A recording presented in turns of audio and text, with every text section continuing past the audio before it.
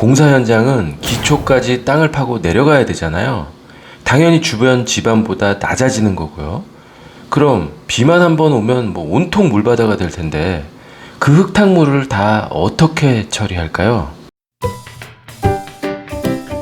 네, 오늘 메일 보내주신 분은 제목이 약간 특이해서 눈길이 갔던 그런 내용인데, 제목이 아파트 공사 현장에서의 연못 발생, 이게 제목입니다. 같이 보내주신 사진인데 진짜 웬 커다란 연못이 저렇게 떡하니 있어요.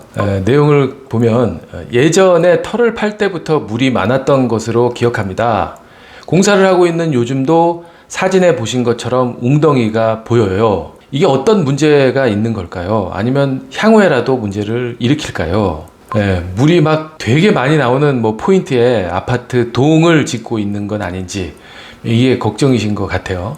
저 웅덩이 바로 옆에 저게 이제 아파트 동 피트층으로 보이는데 저걸 막 거푸집 지금 깔고 있으니까 그러니까 걱정이 되실 수도 있긴 한데, 결론 먼저 말씀드리면 이건 걱정 안 하셔도 됩니다. 사진으로 보면 저게 침사지라고 하는 어떤 그 현장 내의 가시설물 같은 그런 거예요. 그 현장은 기초 레벨까지 이렇게 땅을 파야 되니까 주변보다 지대가 낮을 수밖에 없잖아요. 그러다 보니까 이제 비만 오면 온통 다 흙탕물로 잠기게 될 텐데, 그런 걸 방지하기 위해서라도 일부러 이렇게 구덩이를 계획된 곳에 파서 그곳에 물이 고이게 하는 이런 현장에 어떤 그 빗물을 가두는 시설, 이게 있어야 되거든요.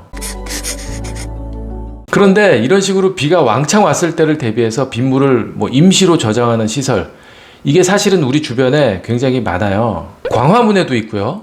사당역 앞에도 있습니다. 구리시에도 이런 임시 빗물 가둠 시설, 이런 게 있어요. 이런 게 왜 필요하냐면, 강남역 물난리 났다는 뉴스 보신 거 이거 기억나실 텐데, 이게 서울 한복판에, 그것도 제일 비싼 위치에 이렇게 물난리가 웬 말이냐, 이제 이런 생각들 하셨을 텐데, 이 단면을 보면 이유를 바로 알 수가 있어요. 강남역 주변이 이게 상당히 낮거든요, 지대가. 보세요. 이 역 바로 앞 도로 레벨이 인근 서초역보다 12.3m가 낮고요. 바로 옆에 있는 역삼역보다도 17.8m가 낮거든요. 그러니까 뭡니까? 비만 오면 그냥 절로 다 이렇게 모일 수밖에 없는 그런 그 지형인 거예요. 그래서 주변 지하에, 강남역 주변 그 지하에 굉장히 큰 저류 시설을 만들어 놓은 거죠. 평상시에 문 이렇게 저거 딱 닫아 놨다가 비가 막 오면 저 개폐문 저걸 딱 여는 거죠.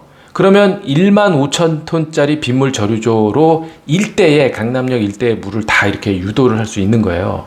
저 개폐문을 늦게 열어서 침수가 됐던 거고요. 건설 현장도 마찬가지 이유예요.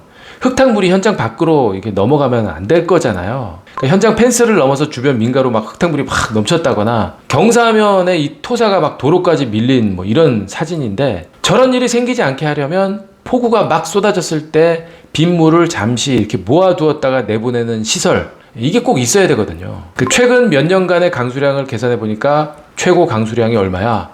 그러니까 우리 현장은 이 정도 빗물 용량을 가두어둘 수 있는 웅덩이가 어디에 필요하겠군. 이걸 현장 초기에 계산해서 만들어 놔야 되는 거예요. 이걸 침사조라고 그래요. 아까 처음 보셨던 그 연못 사진, 이게 침사조예요. 이렇게 만드는 거죠. 그러면 비가 왕창 오더라도 도로로 배출되는 양을 조절해주는 그런 기능도 있고요. 또 하나 더 중요한 거죠. 저 흙탕물이 저게 이제 뻘을 가라앉히는 이런 기능이 있는 거예요. 그러니까 가라앉혀서 어느 정도 맑은 물이 되고 나면 이 위에 쪽 물을 이렇게 밖으로 내보내는 이런 역할을 하는 거죠, 침사조가. 그래서 이 침사조를 더 잘 만들려면 이런 식으로 2단계로 만들기도 해요. 수조가 2개 있어서 1단계에서 한번 가라앉히고, 그 물이 위에까지 차면, 1단계 물이 차면 그 옆으로 넘어가게, 옆에 2단계 수조로 넘어가게 이렇게 만드는 거죠. 그러면 침전 효과가 더 높아지는 거죠. 저희 현장입니다. 자, 그리고 건축물이 완성이 되고 난 후에도 이런 빗물을 가두는 시설이 또 있어야 돼요. 저 빨간 점선 부분, 저게 영구저류조라고 하는 건데, 이게 시설물 자체는 그렇게 특별하고 대단한 거가 아니에요. 그냥 콘크리트 구조체로 만들어진 커다란 지하에 만들어진 수조? 이건데, 한쪽에는 빗물이 들어오는 유입관이 있고, 반대쪽에는 이 수조 안에 물이 어느 정도 차면 물이 나갈 수 있도록 유출관이 있고 뭐 이거예요. 근데 빗물이 들어올 때 이물질 같은 걸 이렇게 걸러주는 시설과 그리고 물을 뽑아서 쓸 수 있는 펌프 뭐 이 정도만 있으면 되는 거라고요. 그러니까 만들고 유지 관리하는데 그렇게 뭐 많은 비용이 뭐 들어가지 않는다 뭐 이 말인 거죠. 그래서 건축 면적이 일정 규모 이상이 되는 그러니까 10,000제곱미터 이상이 되는 그러니까 옥상 면적 동이 있을 거잖아요. 여러 동. 이 동에 옥상 면적을 다 더했더니 10,000제곱미터 이상이야. 그러면 의무적으로 설치를 해야 되는 거예요. 그런데 이런 게 있으면 입주민들한테도 뭐 이득인 게 이거 보세요. 광진구에 있는 어떤 주상복합인데 그러니까 여기가 건물의 옥상 면적을 다 합쳤더니 16,000제곱미터 정도 되는데 여기서 1년간 절약하는 수도 요금이 446,100원이라는 거예요. 그러니까 저 모아진 빗물로 뭐 조경 용수로도 쓰고 단지 청소하는 데도 쓰고 뭐 이런 데 사용해서 절약한 돈이 저거라는 거니까 뭐 적지 않은 돈인 거죠. 이거 환경부에서 발표한 자료니까 믿으셔도 되고요. 공공시설은 이미 뭐 오래전부터 의무적으로 이렇게 중수를 활용하고 있어요. 조경수뿐만 아니라 뭐 청소용수, 화장실 용수 등등. 이게 뭐 돈도 돈이지만 환경적으로도 뭔가 좋은 일 하는 거잖아요. 그러니까 뿌듯한 일인 거죠.